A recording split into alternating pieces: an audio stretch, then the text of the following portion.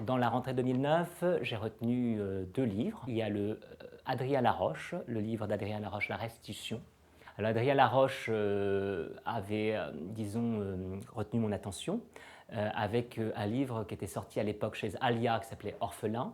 Et avec La Restitution qui sort chez Flammarion, il clôt un triptyque qui était poursuivi par les hérétiques. Et c'est un livre tout à fait étrange dans le sens où il y a une espèce d'inquiétude comme ça. C'est une enquête, c'est un diplomate qui va à Vilnius pour une conférence sur la spoliation des biens juifs. Il va en même temps aller vers creuser son propre passé, le passé de sa propre famille qui était une famille de banquiers. Et d'un côté des banquiers juifs spoliés, de l'autre côté des banquiers, collaborateurs. Tout le livre d'Adrien Laroche tourne autour de la filiation, de la paternité, de ce qu'être auteur de quelque chose, et aussi de la transmission, de la mémoire. C'est un livre qui clôt donc, ce triptyque qui était sur l'homme orphelin de lui-même. Alors il y a un autre livre qui a retenu mon attention.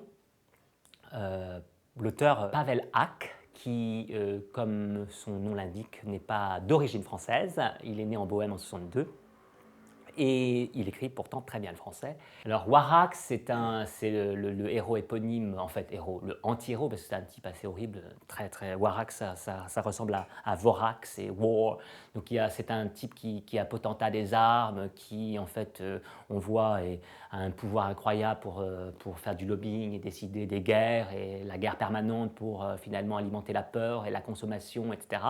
Et il y a un jeune Rastignac qui s'appelle Preston, qu'on suit aussi dans son devenir requin et qui lui est tout à fait prêt à, prêter ses charmes contre des informations. C'est toujours très haletant avec une administration ultra urbaine. Ça peut faire penser aussi à Blade Runner, des choses comme ça. C'est pas de l'anticipation complètement. On est dans un univers qui est tout à fait crédible, mais en même temps, bien sûr, un petit peu SF. C'est un livre qui prouve que Pavel a de nouveau signé un très bon roman, et voilà, je vous le conseille.